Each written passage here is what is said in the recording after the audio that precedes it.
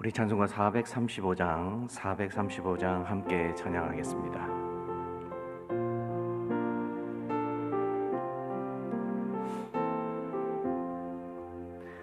나의 영원하신 기여 생명보다 귀하다. 나의 갈 길 다가도록 나와 동행하소서. 주께로 가까이 주께로 가오니 나의 갈 길 다가도록 나와 동행하소서. 세상 부귀한이람과 모든 명예 버리고 험한 길을 가는 동안 나와 동행하소서. 주께로 가까이 주께로 가오니 나의 갈 길 다가도록 나와 동행하소서. 어두운 골짝 지나가며 험한 바다 건너서 천국 문에 이르도록 나와 동행하소서. 주께로 가까이 주께로 가오니 나의 갈 길 다가도록 나와 동행하소서.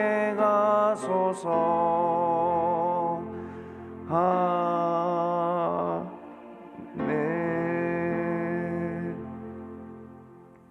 오늘 말씀은 누가복음 10장 17절에서 24절의 말씀을 함께 보도록 하겠습니다.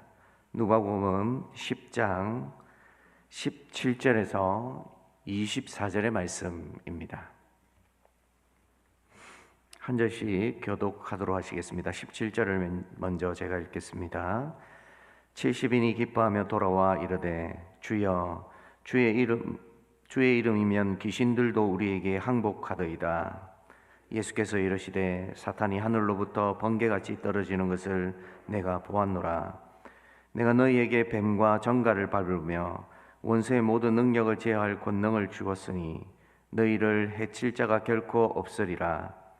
그러나 귀신들이 너희에게 항복하는 것으로 기뻐하지 말고 너희 이름이 하늘에 기록된 것으로 기뻐하라 하시니라. 그때에 예수께서 성령으로 기뻐하시며 이르시되 천지의 주제이신 아버지여 이것을 지혜롭고 설기 있는 자들에게는 숨기시고 어린아이들에게는 나타내심을 감사하나이다. 옳소이다. 이렇게 된 것이 아버지의 뜻이니이다. 내 아버지께서 모든 것을 내게 주셨으니 아버지 외에는 아들이 누구인지 아는 자가 없고 아들과 또 아들의 소원대로 계시를 받은 자 외에는 아버지가 누구인지 아는 자가 없나이다 하시고 제자들을 돌아보시며 조용히 이르시되 너희가 보는 것을 보는 눈은 복이 있도다. 내가 너희에게 말하노니 많은 선지자와 임금이 너희가 보는 바를 보고자 하였으되 보지 못하였으며 너희가 듣는 바를 듣고자 하였으되 듣지 못하였느니라. 아멘. 예수님은 이제 70인 제자들에게 그들에게 권능을 부여하시고 영광을 누릴 수 있도록 파송하셨습니다. 그들은 한 번도 살아 있으면서 이런 능력을 행한 적도 없고 경험한 적도 없는 이들이었습니다. 계속해서 예수님의 사역의 현장을 따라다니면서 곁에서 지켜보았고 또 예수님의 행하심과 가르치심을 통해서 늘 은혜 속에 있었던 사람들이었습니다. 그러나 그들은 직접 한 번도 스스로 이런 능력을 행해 본 경험이 없었습니다. 이제 예수님은 70인들을 파송하면서 그들이 직접 보고 듣고 경험한 것을 이제는 행할 수 있도록 만들어 주셨습니다. 그리고 그 능력의 현장에서 그들은 예수님이 말씀하신 것이 실제로 자기들의 삶에 이루어지는 것을 경험했습니다. 이제 사역의 때가 마치고 예수님께로 다시 돌아왔을 때에 오늘 본문의 말씀에 제자들이 기뻐하며 돌아왔다라고 표현하고 있습니다. 만약 우리가 이런 능력을 행하고 또 복음의 현장 가운데 은혜를 입었다면 여기 본문에 기록한 제자들처럼 우리도 기쁨으로 예수님께 돌아왔을 가능성이 큽니다. 그리고 예수님께 어떤 일이 있었는지에 대해서 자세히 그 현장을 이야기해 드리는 것이야말로 마땅한 일입니다. 그러나 예수님은 이들이 돌아오면서 이렇게 이야기하는 것을 오히려 더 멈추지 말고 다른 것을, 또 예수님이 원하시는 것을 더 집중하여 보아야 한다는 가르침을 오늘 본문에서 이야기해 주고 있습니다. 먼저 19절 20절을 한번 읽어보겠습니다. 19절 20절입니다. 내가 너희에게 뱀과 전갈을 밟으며 원수의 모든 능력을 제어할 권능을 주었으니 너희를 해칠 자가 결코 없으리라. 그러나 귀신들이 너희에게 항복하는 것으로 기뻐하지 말고 너희 이름이 하늘에 기록된 것으로 기뻐하라 하시니라. 여러분, 우리가 신앙을 가지면서 흉내낼 수도 없고 우리 안에서도 나갈 수 없는 능력을 경험한다면 우리 신앙에서 그것이 마치 다인 것처럼 생각할 수도 있습니다. 근데 이런 능력을 행할 수 있도록 기회를 주시고 상황을 열어주신 것은 예수님이셨습니다. 우리는 종종 신앙을 가지면서 착각하게 되는데 우리 스스로에게 어떤 능력이나 지혜가 있어서 이런 것들을 행할 수 있다라는 생각에 빠질 수 있습니다. 우리가 믿음을 가지고 살아가기 때문에 하나님이 은혜를 주셔서 우리의 삶의 상황의 문제가 해결되어지고 때로는 사방에 우겨쌈 당하는 문제가 나올 수 있는 기회가 주어지기도 합니다. 근데 이것 때문에 우리의 믿음이 높다라고 스스로 착각하는 경우가 참 많이 있습니다. 우리는 상황이나 능력 때문에 믿음을 가지는 것이 아닙니다.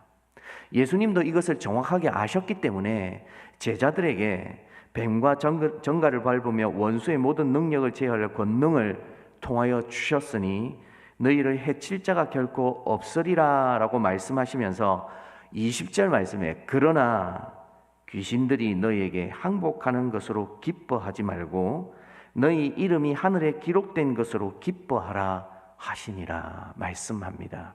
무슨 말씀입니까? 방금 제자들이 행한 이것을 통해 너희가 집중하지 말라는 겁니다. 예수님은 이들의 신앙이 지금 능력을 행하고 신비한 일을 경험하는 수준에 머무르지 말라고 이야기하십니다.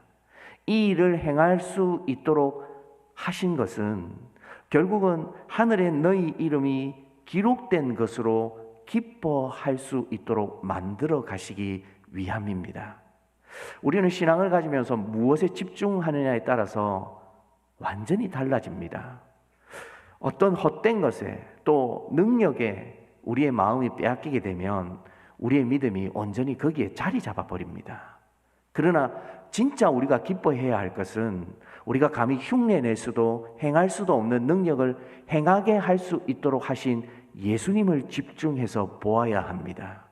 신앙의 사람들이 믿음을 잃어버리는 경우가 많이 있는데 그것은 바로 예수님 자체에 집중하지 못하기 때문입니다.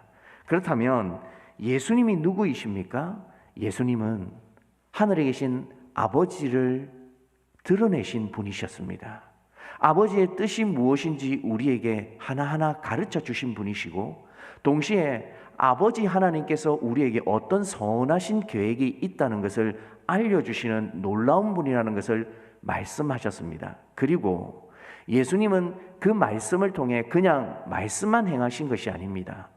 본인이 직접 삶을 통해 모범을 보여주셨고 이것이 아버지 하나님께서 원하시는 뜻이라는 것을 정확하게 우리에게 계시해 주셨습니다. 우리는 오늘 이 새벽에 함께 모여서 이 말씀을 묵상하고 또 기도하는 시간을 가질 겁니다.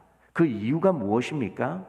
우리가 마치 우리 안에 있는 능력으로 행하는 것이 아니라 내 안에는 없지만 아버지의 능력이 무엇인지 또 아버지의 능력을 드러내시기 위해 오늘 예수님께서 우리에게 말씀하시는 골자 그리고 메시지가 무엇인지를 더 집중하기 위해 이 새벽에 모이신 것 아닙니까?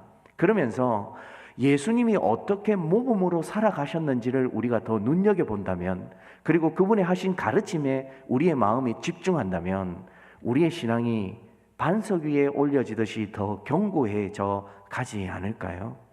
우리의 믿음이 세상에서 쉽게 흔들리기도 합니다.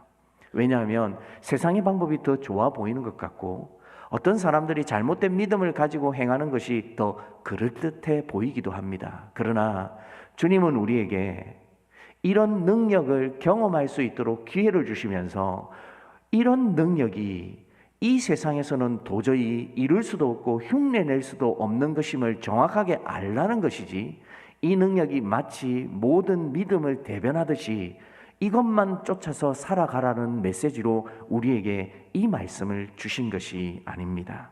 그러면서 오늘 21절 말씀에 본문의 핵심이 등장하고 있습니다. 제가 읽어드리겠습니다. 그때에 예수께서 성령으로 기뻐하시며 이르시되 천지의 주제이신 아버지여 이것을 지혜롭고 슬기 있는 자들에게는 숨기시고 어린 아이들에게는 나타내심을 감사하나이다. 옳소이다. 이렇게 된 것이 아버지의 뜻이니이다. 여러분, 제자들은 능력을 행하고 권능을 행한 것을 기뻐했습니다. 그리고 돌아와서 예수님께 이야기했습니다. 그런데 오늘 말씀의 21절에는 예수께서 성령 하나님으로 기뻐하고 있다고 이야기합니다. 성령님으로 기뻐하시는 그분이 우리의 모범이 되어 주시는 겁니다.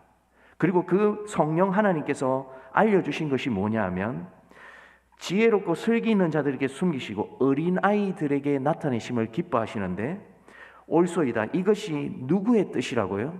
아버지의 뜻이라고요. 예수님은 제자들을 가르치시면서 아버지의 뜻대로 자라시는 것에 기뻐하셨습니다. 이들이 비록 지금은 연약하고 부족한 모습으로 가지고 있지만 앞으로 예수님이 죽으시고 부활하시고 성천하신 이후에 어떤 능력을 행하고 사역을 감당해야 할지를 누구보다도 정확하게 알고 계셨던 분입니다. 그래서 예수님은 12제자를 세우셨습니다. 그리고 12제자 중에 베드로, 야고보, 요한 3명의 제자들을 아주 중요한 순간마다 데리고 다니셨습니다. 그리고 오늘 본문의 말씀에는 70인을 세우셔서 파송하셨습니다. 무엇입니까? 예수님께서 아버지의 사역을 정비하고 계시는 것입니다. 여러분, 정비는 하나님께서 하실 일에 대해서 정리하고 체계를 세우는 겁니다. 우리 안에 기도를 통해서 이런 준비를 한다면 아버지께서 기뻐하시는 뜻으로 더 나아갈 수 있지 않겠습니까?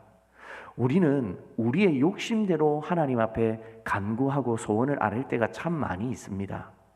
근데 말씀은 아버지의 뜻이 더 선하고 옳은 것이라고 이야기해 줍니다. 그러면서 예수님은 계속해서 22절에 이렇게 말씀하고 계십니다. 내 아버지께서 모든 것을 내게 주셨으니 아버지 외에는 아들이 누구인지 아는 자가 없고 아들과 또 아들의 소원대로 계시를 받은 자 외에는 아버지가 누구인지 아는 자가 없나이다 하시고, 우리의 믿음은 이 선하신 아버지 하나님 그리고 그 선하신 하나님의 뜻에 순종하는 예수 그리스도, 그리고 예수님께서 우리에게 또 다른 보혜사를 보내주시겠다는 성령 하나님을 알아가는 겁니다. 근데 그 알아감에 집중하지 아니하고 마치 우리가 신비한 능력이나 체험이나 아니면 잘못된 가르침에 집중한다면 우리가 아버지의 뜻을 온전히 알아갈 수 있는 사람이 될 수 있을까요? 우리는 공동체 성경 읽기를 지금 진행하고 있습니다. 왜 이렇게 말씀에 자꾸만 가까이 가라 하고 또 기도하고 우리의 신앙을 위해서 이런 일들을 계획하고 나아가고 있습니까? 우리가 그만큼 아버지의 뜻을 생각하지 않고 우리 자신의 뜻만 생각하고 살아갈 때가 많기 때문입니다. 우리의 인생을 펼쳐놓고 생각해 보면 당장 내 문제가 해결되고 내가 기도한 바가 이루어지는 것을 사실은 더 기뻐할 때가 많이 있습니다. 그러나 우리가 정작 기뻐해야 될 것은 하나님을 알아가는 것에 기뻐하셔야 합니다. 제자들에게 예수님은 이 사실을 알려주고 싶으셨고 제자들에게 더 높은 차원의 아버지를 알아감이 정말로 하나님을 알아가는 기쁨이라는 것을 알려주시면서 하늘에 너희 이름이 기록된 것을 통하여 기뻐하라고 말씀해 주십니다. 우리가 하나님의 은혜를 가지고 살아간다고 이야기하지만 때로는 우리 자신에 집중하여서 이런 은혜를 잃어버리고 살 때가 많이 있습니다. 그래서 하나님은 예수님을 통해서 이 사역을 감당하게 하시면서 제자들을 끊임없이 가르치시고 함께 하십니다. 그러면서 23절과 24절을 마지막으로 정리하면서 읽어드리겠습니다. 제자들을 돌아보시며 조용히 이르시되 너희가 보는 것을 보는 눈은 복이 있도다.